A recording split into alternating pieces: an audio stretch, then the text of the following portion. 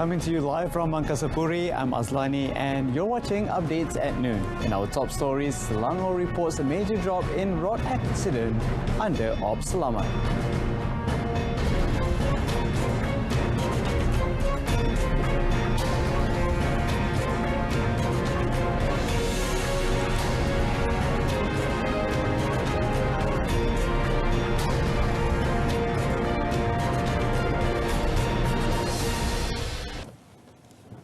A total of 419 new COVID-19 cases were recorded in Sabah yesterday, of which 251 were detected through symptomatic screening. State Local Government and Housing Minister Dato' Masidi Manjun said that 251 cases, among the highest recorded through symptomatic screening, represented 51.22% of the total number of infections yesterday. Commenting further through a statement released, Dato' Masidi, who is also the Sabah COVID-19 spokesman, said that Sandakan district had the highest number of infections with 141 cases, of which 93 were detected through symptomatic screening. He said the high number of cases from symptomatic screening indicated that the infection has spread into the community. Dato' Masidi also said that Sabah recorded one COVID-19 education cluster in Jalan Apas Batu Lima in Tawau, involving 12 cumulative cases so far. He said the cluster involved Maktab Rendah Sains Mara Tun Mustafa hostel students, with the index case being a Form 5 female student who tested positive on 26 January, adding that asymptomatic close contacts had been quarantined. Meanwhile, the local government and housing minister noted that there were 252 recoveries yesterday and 825 patients are still being treated. The number of road crashes in Selangor in the first 4 days of the special operation in conjunction with the Chinese New Year this time around has seen a 30.87% decrease compared to last year. Selangor Police Chief Dato' Arjunaidi Muhammad in a statement said during the current Ops Selamat 17, a total of 1,420 cases of road crashes were recorded in the first 4 days, while 2,054 accidents were recorded within the same period in 2020. He said of the total number of crashes recorded so far this year, 219 accidents occurred on highways, 96 at federal roads, 182 state roads, 825 town roads and 98 on other roads. 8 of them have been fatal, all of which involved motorcyclists. He said the number of death cases also decreased by 6, where during Ops Selamat 16 in 2020, a total of 14 deaths were recorded involving 11 motorcyclists and 3 pedestrians. Meanwhile, he said 11,464 summonses were also issued, with 95% of them for driving above the speed limit. Ops Selamat 17 is being implemented for 10 days until 6 February 2022.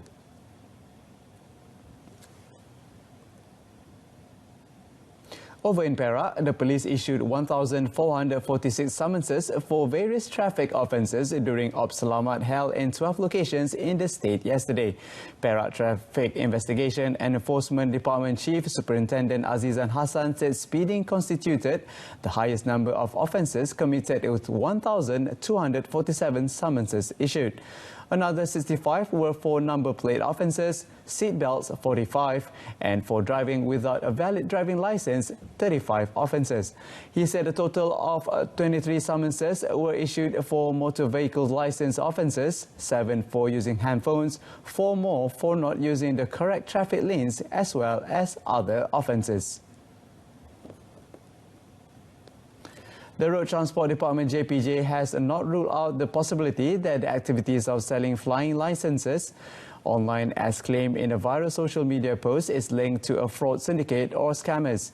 Its Director General, Dato' Zailani Hashim, said investigations by JPJ officers who went undercover found that once payment for the said license were made, the scammers disappeared without a trace. Following that, Dato' Zailani added JPJ is now actively conducting investigations and will take further action against the syndicate. He said that JPJ will also seek cooperation from Cybersecurity Malaysia to trace the syndicate's IP address. Dato' Zailani said JPJ would also collaborate with the police and the Malaysian Anti-Corruption Commission to address the issues.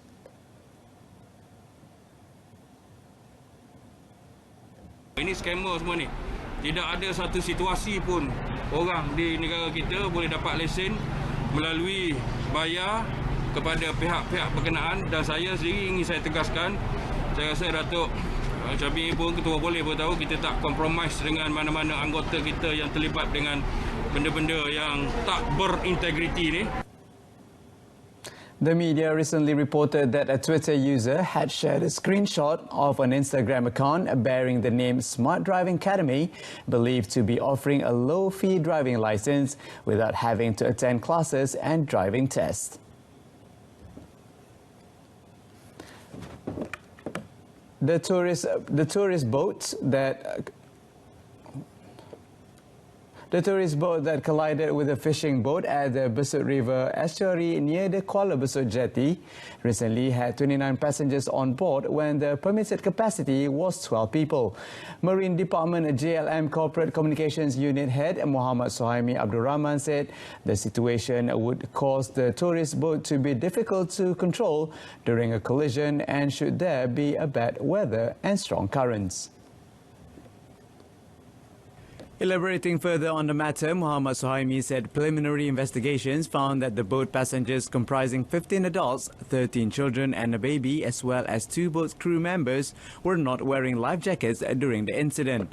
As a result of the collision, all passengers and crew members of the boats fell into the water and were rescued by personnel from the Royal Malaysia Police PDRM, Malaysian Fire and Rescue Department, Malaysian Civil Defence Force, as well as the public. Muhammad Suhaimi said investigations also revealed that the tourist boat was operating with an expired license. He said the passengers were reported to have boarded the boat at an illegal private jetty that was not under the purview of JLM. Among the illegal private jetties that were often used by tourists to go to Pulau Perhentian and Pulau Redang from Besut were in Bukit Keluang, Pulau Ru and Sungai Kampung Raja. Muhammad Suhaimi said the case would be investigated under the Merchant Shipping Ordinance 1952. He further advised those who wish to go to resort islands to use passenger jetties under the JLM's administration only and always wear life jackets to prevent a recurrence of such incidents. According to an expert, future development plans for Kuala Lumpur should transcend its local authorities' administrative boundaries to ensure the federal capital remains competitive with other cities in the ASEAN region such as Bangkok, Singapore and Jakarta. University Technology Mara's UiTM Architecture, Planning and Surveying Faculty Dean Professor Dr. Jamalun Laili Abdullah said these should be done by the Kuala Lumpur City Hall DBKL as a local government body in collaboration with other local authorities in the Klang Valley to make Kuala Lumpur a world-class city. Professor Dr. Jamalun Laili said in the current era of globalization, DBKL or any local authority must not formulate plans for areas under their purview only. Efforts to make Kuala Lumpur a world-class city should involve the entire metropolitan area, including the Kuala Lumpur International Airport and ports that are located outside the city. Elaborating, he said the cross-border administration encompassed diverse aspects, including environmental development such as flood management and transportation, namely road network and rail systems.